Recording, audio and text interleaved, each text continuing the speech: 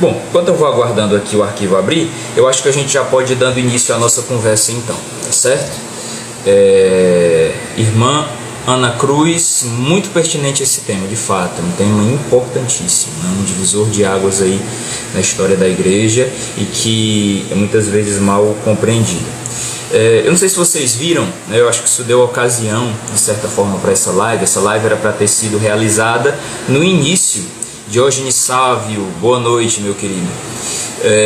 Essa live era para ter ocorrido inclusive no início daquelas lives curtas que a gente estava fazendo aqui no Instagram do Apostolado Cardeal Nilma a respeito dos artigos do Credo, né? Porque de fato, antes de mais nada, antes de nós podermos crer, né, afirmar a nossa fé no Credo, nós temos que entender qual é a liberdade que a nossa consciência tem nesse ato de fé, né, nesse ato de decidir acreditar naquilo que ensina a Santa Igreja Católica. Qual é a liberdade de consciência que nós temos? Estela Lima, boa noite, seja bem-vinda. Mas aí acabou que essa live ficou para o final, né? Então a última live que nós tivemos sobre os artigos do Credo foi no sábado, com o meu amigo Felipe Rocha, e ficou para hoje então essa live sobre a liberdade de consciência e o livre exame das Escrituras, ou seja, a gente tentar entender aí qual é a diferença, né, entre o que os católicos ensinam e o que os protestantes ensinam sobre o ato de fé, sobre a liberdade do indivíduo diante da fé. Espero que vocês estejam conseguindo me ouvir bem. Se não estiverem, por favor, comentem e avisem, tá certo? Se a imagem estiver ruim, se o áudio estiver ruim, enfim.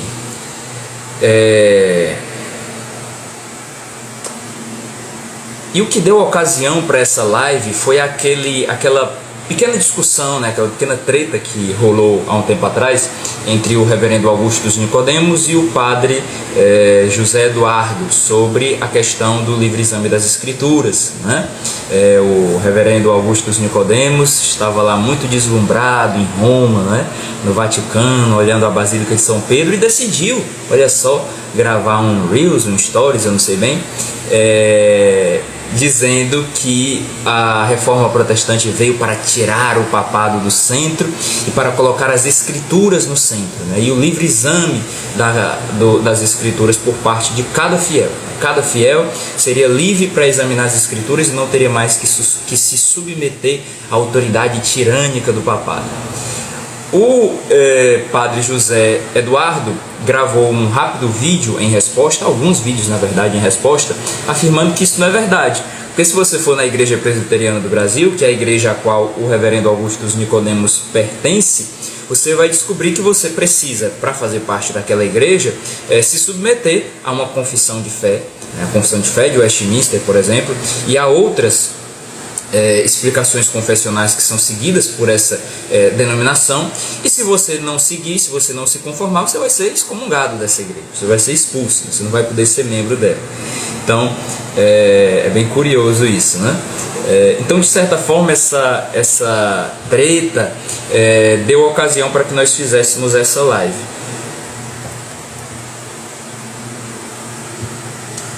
Bom, então o propósito dessa live é esclarecer qual é a doutrina católica e qual é a doutrina protestante. A respeito do livre exame das Escrituras, a respeito da liberdade individual, da liberdade de consciência que cada um tem para seguir ou não aqui uma determinada doutrina, uma determinada confissão de fé. Vamos lá. Então, o que é que ensina o protestantismo? O protestantismo defende a liberdade do indivíduo em seguir a sua consciência no que diz respeito à interpretação da Escritura.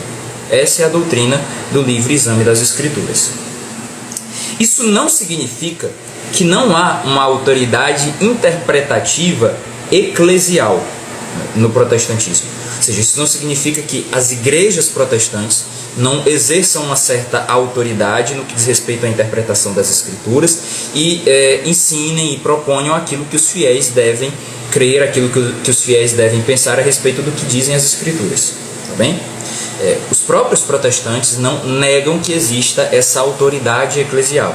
O problema é que muitas vezes esse discurso panfletário que os protestantes muitas vezes fazem, então isso aqui como o reverendo Augusto Nicodemos fez, né, de que não, a gente tirou o papado e colocamos a liberdade do indivíduo, cada um segue a sua consciência na hora de interpretar as escrituras.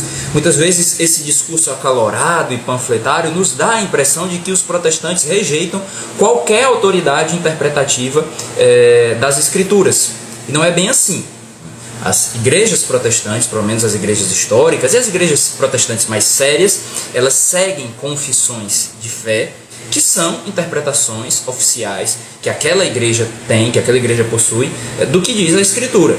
E cada membro daquela igreja, para participar, para ser membro daquela igreja, precisa seguir o que aquela confissão de fé diz.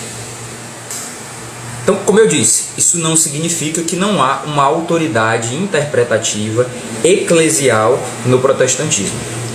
Pelo fato de que a própria Escritura impõe a participação do indivíduo em uma comunidade de fé, deve haver nessa comunidade um acordo ou uma concordância sobre o que deve ser crido. E assim o indivíduo deve submeter a autoridade da confissão de fé eclesial, deve se submeter à autoridade da confissão de fé eclesial para fazer parte da comunidade de fé. Deve submeter-se ao imperativo confessional comunitário eclesial. A questão é que, no protestantismo, o indivíduo, perante a sua própria consciência, deve avaliar se a interpretação confessional que a comunidade eclesial da qual ele participa propõe, se essa confissão de fé que é proposta pela comunidade eclesial da qual ele participa, o indivíduo deve avaliar livremente, individualmente, perante sua consciência, se essa interpretação da comunidade de fé, se essa confissão de fé está correta, se ela de fato está de acordo com a Escritura. E essa é a doutrina protestante do livre exame das Escrituras.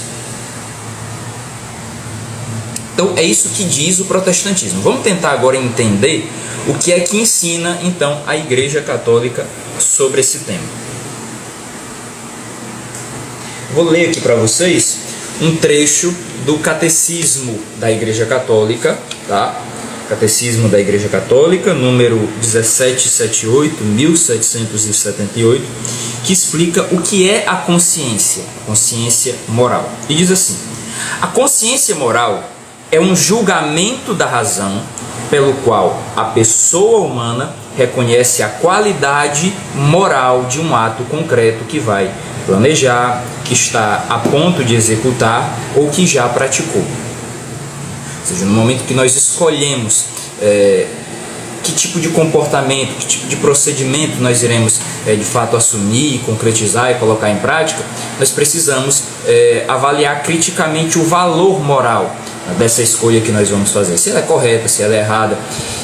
E isso nós fazemos através da nossa consciência. A consciência é essa faculdade que nós temos de analisar, de avaliar racionalmente o valor moral das nossas ações, das nossas decisões, das nossas escolhas.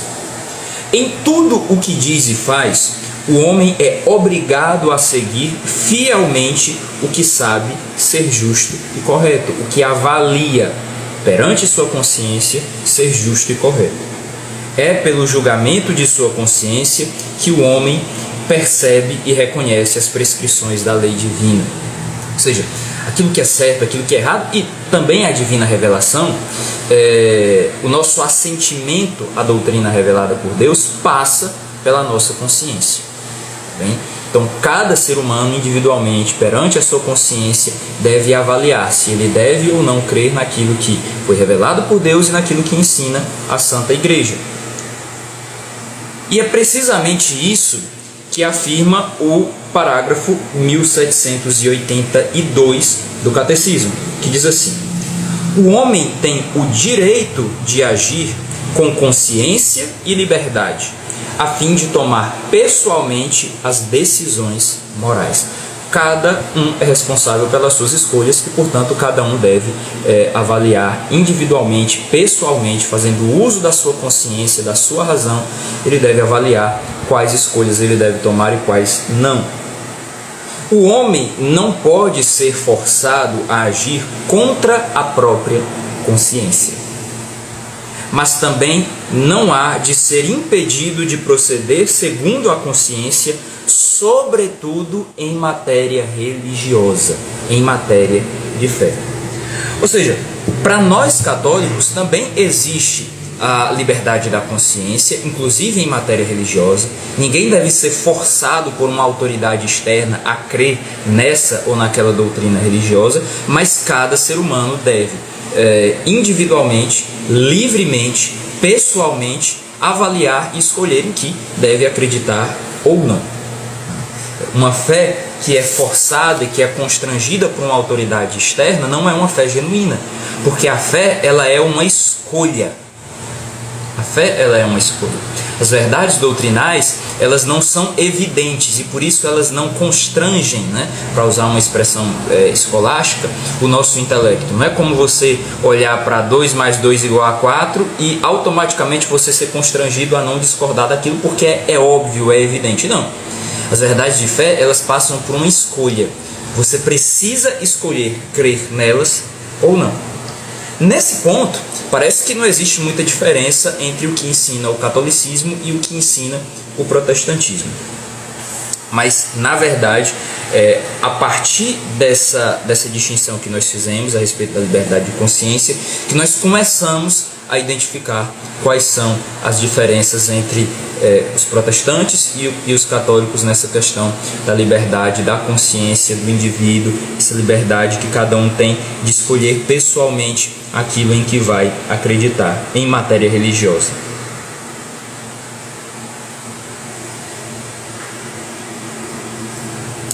Bom, a primeira diferença que eu quero chamar a atenção de vocês é a seguinte. No protestantismo, o indivíduo é convidado a avaliar todos os pontos da confessionalidade para dar o seu assentimento. Eu acho que essa diferença, muitas vezes, ela passa despercebida, mas ela é central. Ou seja, o indivíduo, quando ele é um protestante, ele vai escolher qual é a profissão de fé, qual é a confissão de fé eclesial a qual ele vai aderir, ele então lê ali a confissão de fé, pelo menos espera-se, se ele for alguém sério e se a igreja da qual ele quer participar for uma igreja séria, espera-se que ele tome em mãos a confissão de fé daquela igreja e avalie então cada ponto, cada afirmação e examine se tudo aquilo está ou não de acordo com as escrituras, que para o protestantismo é a base da fé protestante, a base da fé cristã, a autoridade última e a única autoridade infalível. É isso que acontece no protestantismo. No catolicismo, um dos dogmas é a infalibilidade da autoridade eclesial que formula os mesmos dogmas. Portanto, todos os outros dogmas da fé católica dependem desse único. Se eu creio que a autoridade eclesial é infalível, automaticamente creio em todos os dogmas. Ou seja, e aqui começa, essa é a principal diferença, Para o protestante, a única autoridade infalível é a Escritura. Existe uma autoridade eclesial que se expressa nas confissões de fé de cada igreja protestante, de cada igreja evangélica? Existe. Essa é uma autoridade interpretativa, porque ela propõe uma interpretação oficial do que a Escritura diz. Mas essa interpretação, feita por cada comunidade de fé, e que é autoritativa, que é oficial, ela não é, para os protestantes, infalível. Por isso, o protestante ele tem o dever de, diante de uma escolha de fé, avaliar cada artigo de fé da confissão, daquela igreja a qual ele pretende aderir, e avaliar criticamente, examinando as escrituras, para chegar à conclusão sobre se aquele artigo de fé está de acordo ou não com o que dizem as escrituras. porque obviamente ele pressupõe que aquela interpretação confessional ela é falível, embora a escritura seja infalível. Para o católico não é assim. Para o católico, a base do catolicismo é a própria infalibilidade da autoridade confessional, da autoridade dogmática, da autoridade eclesial da qual emanam os dogmas e os artigos de fé. Ou seja, é infalível a revelação de Deus em Jesus Cristo, que está registrada na Sagrada Tradição e nas Escrituras, ela é infalível, e é infalível também a autoridade que interpreta essa revelação. Essa infalibilidade da autoridade interpretativa é o próprio princípio do catolicismo, e é o que mais diferencia, então, o protestantismo, a doutrina protestante a respeito da liberdade de consciência, da doutrina católica. Isso significa que, só para esclarecer, se não tiver ficado claro para alguém, estou falando aqui do tripé, tá? Aquele tripé que está presente no início do catecismo da Igreja Católica: Escritura, tradição e magistério. O magistério é essa autoridade interpretativa, tá bem? Que é infalível para nós católicos. Essa infalibilidade do magistério significa que o católico significa que o católico é constrangido por uma autoridade externa, que é a autoridade eclesial, a crer nos artigos de fé, nos artigos de fé e nos dogmas católicos? Não significa isso, porque como nós vimos, nós acabamos de ler no catecismo, todo o ser humano, inclusive todo católico, até onde eu sei os católicos não são extraterrestres, eles têm o direito à liberdade de consciência em matéria religiosa, a seguir o que diz a sua consciência em matéria religiosa. Bem? Então a autoridade da igreja não pode forçar as pessoas a crerem naquilo que ela ensina. Ela não tem esse direito de violar a própria dignidade humana a ponto de forçar as pessoas a crerem naquilo que ensina a Igreja Católica. Bem? Então que isso fique bem claro. Mas isso significa que, respeitando a liberdade de consciência, assim como os protestantes respeitam também, nós católicos convidamos o indivíduo a ir um passo além ou um passo atrás no exercício da sua liberdade de consciência. Como assim? Não basta, primeiramente, que o indivíduo avalie cada artigo de fé do dogma da doutrina católica. É necessário que o indivíduo avalie se ele acredita, antes de mais nada, no dogma da infalibilidade da Igreja.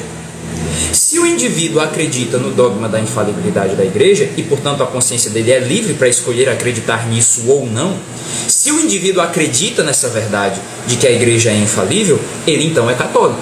E automaticamente ele irá crer em todos os outros dogmas da Igreja. E se o indivíduo acredita que a autoridade da Igreja não é infalível, automaticamente ele não será católico. E mais do que isso, a infalibilidade da Igreja, para nós católicos, ela está na base da própria infalibilidade das Escrituras. Sim, porque, como eu disse, o protestante, ele entende a autoridade da Igreja, a autoridade da Igreja que professa uma determinada confissão de fé e que nessa confissão de fé interpreta as Escrituras. Ele entende essa autoridade eclesial interpretativa como posterior à Escritura, a autoridade da própria Escritura, e como falível, autoridade falível, diante da própria Escritura, que é infalível. Para o católico não é assim. Para nós católicos, a autoridade da Igreja ela é infalível, assim como as Escrituras são infalíveis, mas a própria credibilidade, a própria autoridade das Escrituras, o próprio reconhecimento que nós devemos à autoridade das Escrituras, e nisso o catolicismo, como eu disse, convida o indivíduo a dar um passo atrás, né? Porque o protestante ele já parte do pressuposto de que a Escritura é infalível. Ele não questiona a autoridade da Escritura, ele questiona a autoridade da Igreja. O católico pede que o indivíduo avalie, né, perante a sua consciência, se ele irá crer ou não, e portanto que ele faça essa crítica, vamos colocar aqui bem entre aspas, mas essa crítica no momento em que ele vai tomar a decisão de crer ou não. O indivíduo precisa fazer essa avaliação perante a sua consciência livremente se ele irá acreditar ou não na autoridade da igreja, portanto o indivíduo precisa criticar nesse sentido a autoridade da igreja, mas ele também precisa criticar a própria autoridade da Escritura. Em que eu baseio a credibilidade que eu dou à autoridade infalível das Escrituras? Por que eu creio que as Escrituras são infalíveis? O católico convida o indivíduo a fazer esse questionamento.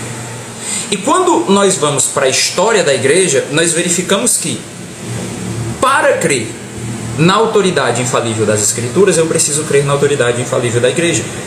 Uma vez que a Escritura não caiu do céu, mas ela é fruto, ela emana da própria igreja. Tanto enquanto texto mesmo, ou seja, as Escrituras, principalmente as Escrituras neotestamentárias, né, que são, para nós, mais importantes até do que as Escrituras veterotestamentárias. Então, principalmente o Novo Testamento. Então, nós verificamos que a Escritura, ela foi produzida, ela nasceu no seio da própria igreja. Então, elas participam dessa inspiração divina que existe na própria igreja.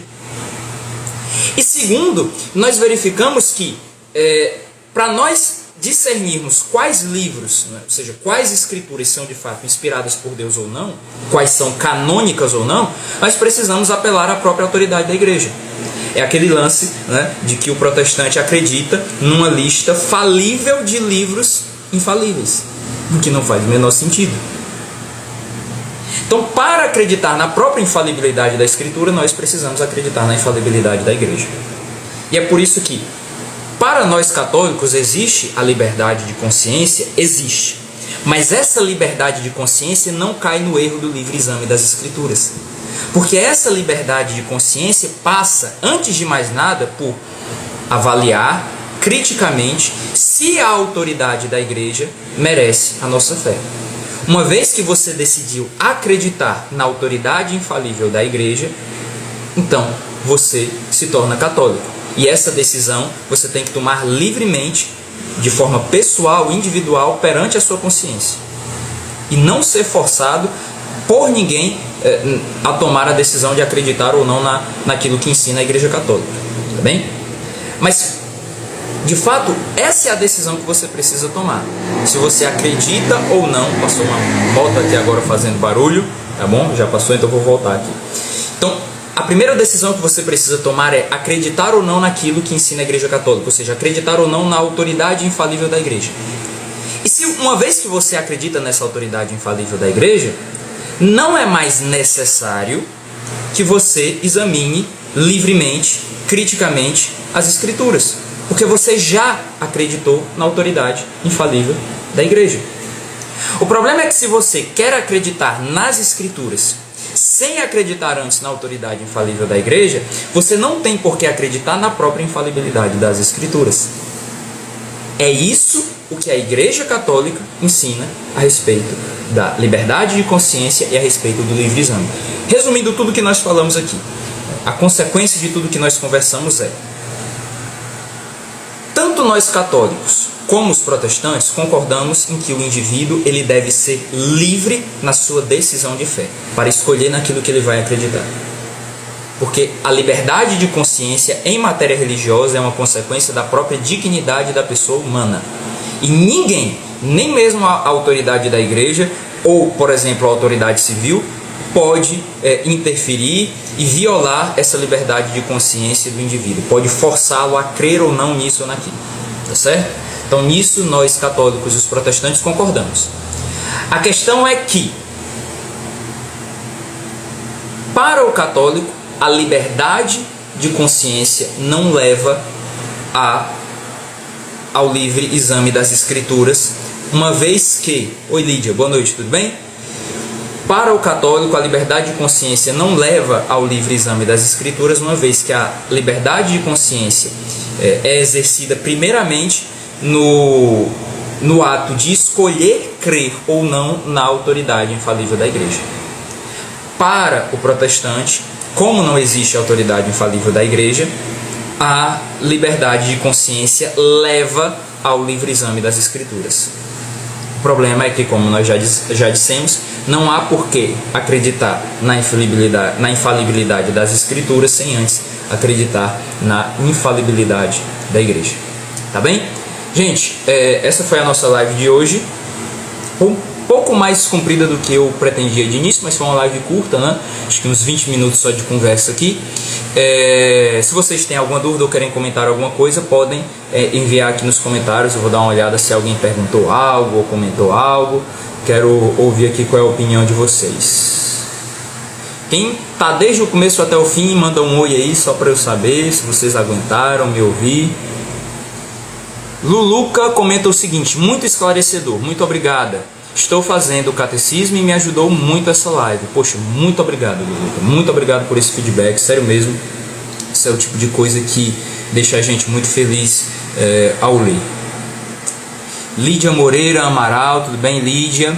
Ricardo CBSS, não sei bem o que é essa sigla, mas seja bem-vindo, Ricardo. Acho que você chegou agora no final. A gente já vai encerrar a live, mas você pode assistir depois. Gente, então muito obrigado para quem nos acompanhou até aqui, tá certo? Se tiverem alguma dúvida, podem vir aqui no privado a live vai ficar gravada, caso queiramos ver novamente, vai ficar salva aqui no Instagram do Apostolado. Vocês podem ver essa live depois, tá certo? Gente, muito obrigado por terem nos acompanhado, tá bom? Compartilhem essa live, que como eu disse, vai ficar gravada para que outras pessoas possam assistir depois, tá bem? Compartilhem, mande para os seus amigos católicos que não entendem bem essa questão do livre exame, da liberdade de consciência. Mandem também para os amigos protestantes, para que eles entendam o que é que de fato a Igreja Católica ensina. O Isaac Beirox, é assim que está aqui, não sei bem se é assim, se eu estou lendo correto, mas ele pergunta: essa teoria protestante tem raiz racionalista? Olha, cara, isso é uma pergunta muito complicada de responder, e se eu for responder aqui com sim ou não, eu vou estar cometendo a verdadeira tragédia intelectual, assim, um verdadeiro suicídio intelectual, vamos dizer assim. Porque é muito complicado, cara, é muito complicado. A gente pode dizer que o protestantismo está relacionado com o racionalismo moderno, talvez, mas a gente também tem que levar em conta que muitos reformadores, principalmente a reforma luterana e principalmente o próprio Lutero, eles não eram de forma alguma homens modernos, né? Mas eles eram homens extremamente medievais, embora eles tenham recebido todo o impacto do humanismo e do renascimento humanista, que estava ainda a plenos pulmões no século XVI, mas a gente tem que levar em conta que eles ainda defendiam diversos valores medievais perante novidades modernas, novidades filosóficas e científicas modernas. Por exemplo, se a gente levar em conta a rejeição que foi realizada no seio do protestantismo, tanto por calvinistas como por luteranos, da revolução científica, das descobertas de Galileu, por exemplo. Então a gente tem que levar isso em conta, tá certo? E ter muito cuidado na hora de responder com um sim ou não. Eu acho que essa pergunta merece um estudo mais cauteloso e com certeza uma live inteira só para ela, tá bem? Então quem sabe outro dia. Gente, então vamos encerrar nossa live. Obrigado por terem nos acompanhado, ficado conosco até aqui. Assistam de novo, curtam lá, eu vou deixar salva, tá certo? Essa live lá no nosso Instagram. Então você vai lá depois, curte a live, comenta, diz que foi boa. Compartilha também, manda para outras pessoas assistirem a live gravada. Ajudem o nosso apostolado. Se você está assistindo e não é inscrito, se inscreva lá no perfil do Instagram do Apostolado Cardeal Newman.